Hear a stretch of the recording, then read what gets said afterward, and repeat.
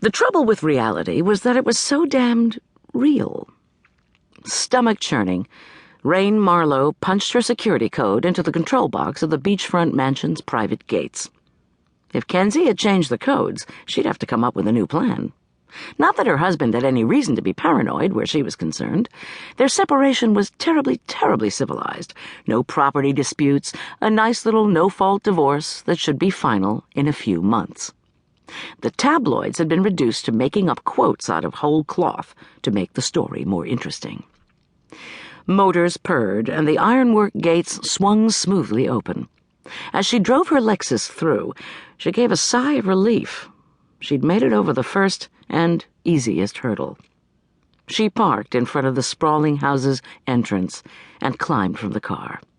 Even for a professional actress, the performance she was about to give would be hideously difficult. As she walked up the expensively landscaped path, she girded herself for the coming encounter. Her carefully chosen costume consisted of a briefcase-sized shoulder bag and a black Armani suit to show she meant business, with enough discreet cleavage to show she was a woman. On the front steps, she halted, unexpectedly paralyzed by the endless rush of breaking surf. The sensual sound snapped her back to nights when she and Kenzie lay side by side in bed. Though she missed the lovemaking desperately, even more she missed the conversation. In the stillness of night, there had been no stardom or competition or tabloid reporters, just the two of them, a man and woman linking hands as they talked lazily about their days, the work they both loved, how much they'd missed each other during their frequent separations. She wondered with clinical detachment how long the pain would be so devastating. In time, she supposed the anguish and gut-wrenching loss must fade because no one could live at such a level of misery. But relief wouldn't come any time soon, particularly not if Kenzie agreed to her proposition. Face set, she tapped in her code to unlock the front door. This one hadn't been changed either.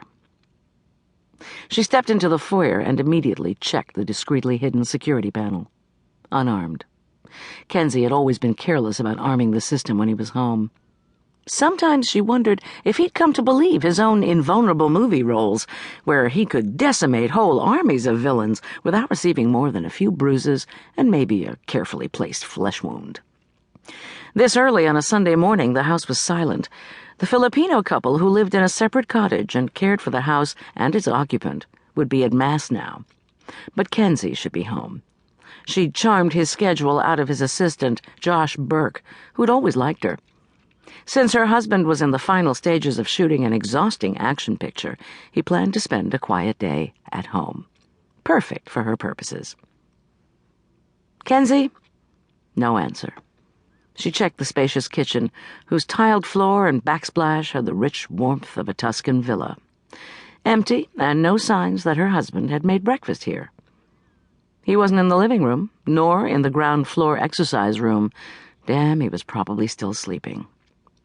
Hoping to God he was alone, Raine climbed the sweeping staircase. The house was contemporary, designed to capture sunlight and take advantage of the magnificent, staggeringly expensive beach frontage. Kenzie had already owned the house when they married, and she'd been happy to move in. He loved the sea. In fanciful moments, Raine had wondered if he might be a selkie, one of the legendary Celtic creatures who lived in the ocean as seals and on land as mysterious, dangerously attractive men.